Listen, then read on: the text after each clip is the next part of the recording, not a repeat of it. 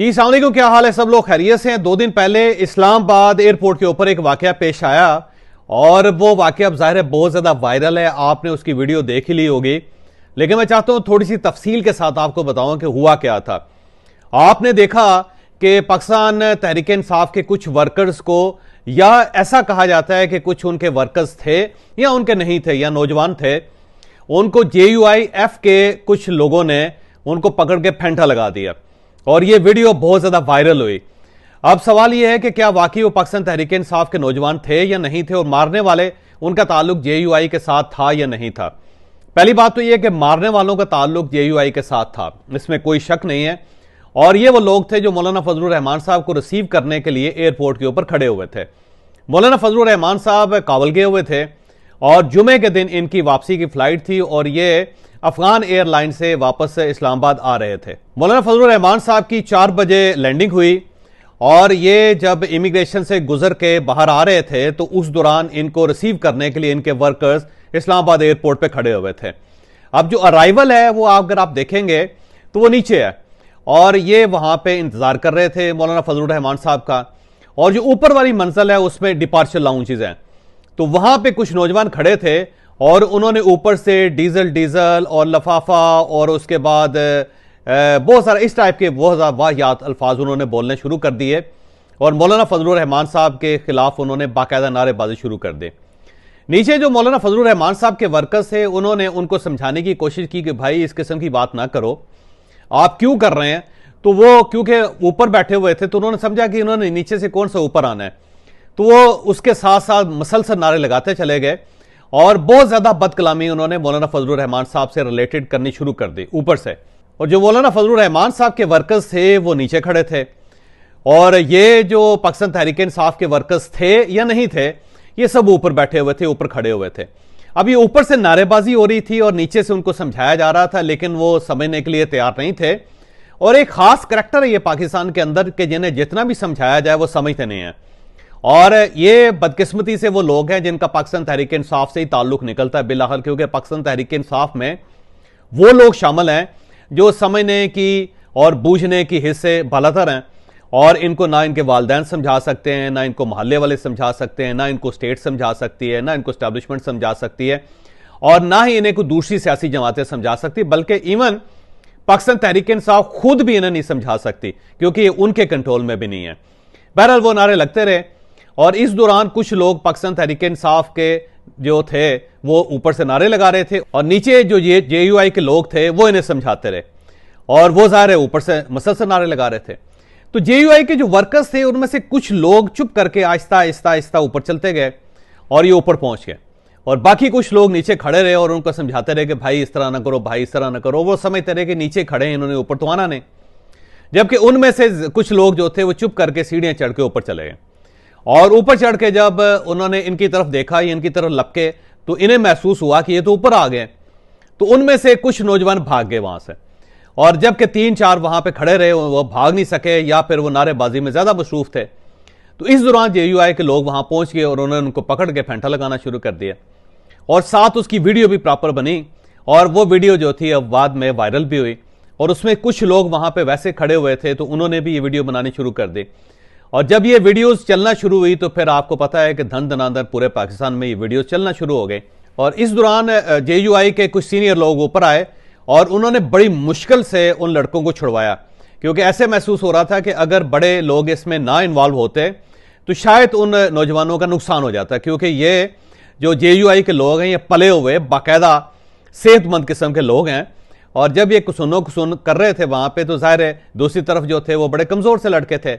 उससे शरारत करना जानते थे कि ऊपर खड़े होकर दूर से आप गुफ्तगू करते जाएं, नारे लगाते जाएं, बदकलामी करते रहें, लेकिन जब वहां पे फिजिकली लड़ना पड़े तो वो जाहिर है लड़ने के काबिल नहीं थे। और फिर सीनियर लोग वहां पे आए और उन्होंने अपने लोगों को छुड़वाया उनसे और छुड़वा के उन्होंने साइड पे करके जो पाकिस्तान तहरीक इंसाफ के नौजवान थे उन सब के मुंह साफ किए। उनमें से कुछ लोगों के खराशें लगी हुई थी,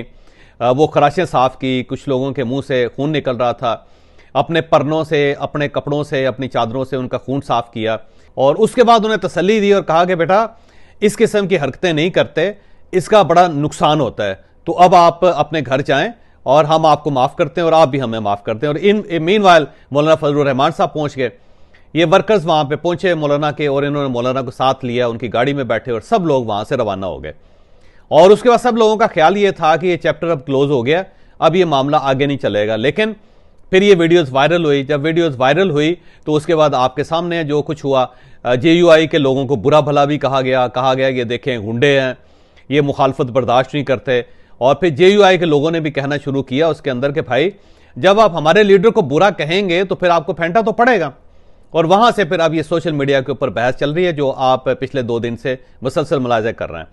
अब अगर हम इस सारे वाक़े का तजिया करें तो कुछ चीजें सामने आती हैं।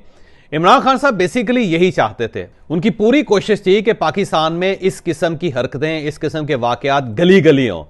हर जगह पे ब्लडशेड हो और लोग एक दूसरे को गालियां दें, एक दूसरे के हाथापाई हो, एक दूसरे का सर खोलें, एक दूसरे के ऊपर गोलियां चलें और सड़कों के अंदर लाशें पड़ी हों। क्योंकि जिस ट्रैक पे इमरान खान साहब इस सोसाइटी को ले गए थे उसमें अल्टीमेटली यही नतीजा निकलना था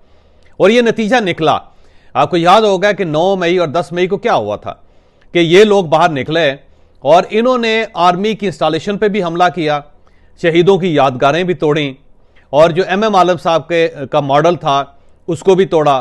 फौज के खिलाफ बदकलामी भी की, नारेबाजी भी की। और इन सब का यही ख्याल था जो इन नौजवानों को जो एयरपोर्ट पे खड़े थे कि हमें कुछ नहीं कहा जाएगा, हम तो बड़े बहादुर हैं।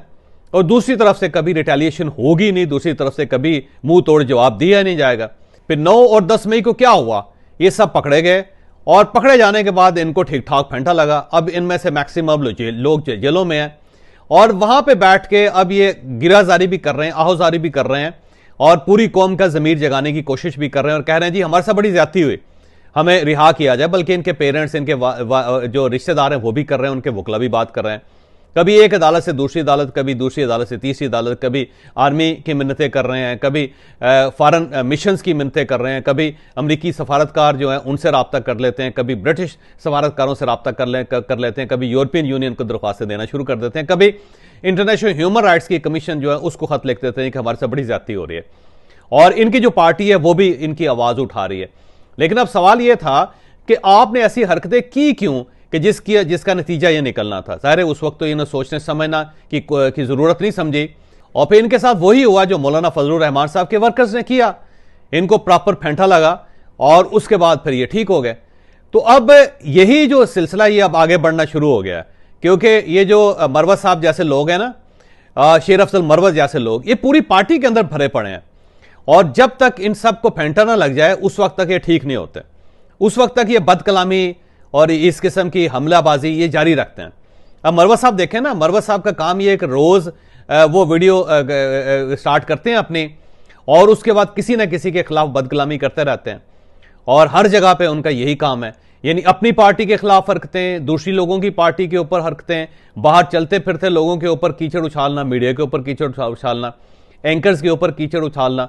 तो अल्टीमेटली उसका नतीजा क्या निकलेगा? वही निकलेगा जो इस्लामाबाद एयरपोर्ट के ऊपर निकला या फिर पेशावर हाई कोर्ट के अंदर निकला। अब देखिए ना पेशावर हाई कोर्ट में क्या हुआ था। एक फजल खान साहब इनके MNA हैं, इन्होंने ANP की शिकायत की थी।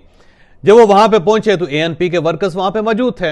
अब PTI के चंद जो वर्कर्स थे उन्होंने इनके खिलाफ नारेबाजी शुरू कर दी। अब दूसरी तरफ से भी जाहिर है वो भी नौजवान खून था, उन्होंने इनको पकड़ के फेंटा लगा दिया और फिर फजल खान साहब के ऊपर भी हमला हुआ और फजल खान साहब साबिक MNA होते हुए ना सिर्फ उन्होंने वहां पे मार खाई बल्कि वो दौड़े भी वहां से और उसके बाद बड़ी मुश्किल से ANP के लोगों ने उनकी जान बचाई, उन्होंने उनको छुड़वाया। तो ये जो एक फिनोमेना पाकिस्तान के अंदर डेवलप हुआ है, ये आहिस्ता आहिस्ता पाकिस्तान का पूरा मॉरल फाइबर और सारी जो बर्दाश्त है उसको खाता चला जा रहा है। तो अब अगर इसको कंट्रोल ना किया गया तो आने वाले दिनों में पाकिस्तान तहरीक इंसाफ के साथ ठीक ठाक ये सिलसिला शुरू हो जाएगा, क्योंकि ये जो हर जगह पे दूसरे लोगों के साथ बदतमीजी करते रहते हैं, दूसरे लोगों की क्यादत के ऊपर इल्जाम लगाते रहते हैं, तो उनको जो गद्दार करार देते रहते हैं, उसका ये नतीजा तो निकलना था।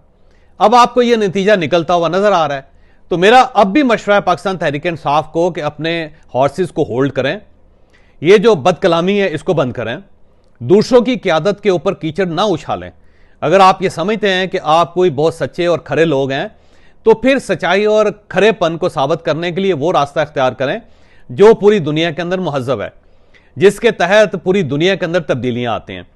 अगर ये आप इस किस्म की बल्लेबाजी करते रहेंगे तो अल्टीमेटली उसका नतीजा यही निकलेगा जो निकला है। तो अगर पाकिस्तान तहरीक इंसाफ बचना चाहती है तो उसे अपना यह तरीकाकार बंद करना पड़ेगा, वरना दूसरी तरफ से भी इतनी शिद्दत आ चुकी है और अब इलेक्शंस के दिन है, यह ना हो कि आपके उम्मीदवार जो हैं उनके ऊपर हमले शुरू हो जाएं और उन सब के साथ वही हो जो इस्लामाबाद एयरपोर्ट के ऊपर हुआ। तो मेरी दरख्वास्त है पाकिस्तान तहरीक इंसाफ को, बल्कि मशवरा भी है कि आप वो तरीका इस्तेमाल करें जो इंसानों का है। अगर आप ये करते रहेंगे तो अब दूसरी तरफ से भी रिएक्शन आना शुरू हो गया, और अगर ये रिएक्शन बढ़ गया तो फिर आप लोगों के लिए घर से निकलना मुश्किल हो जाएगा।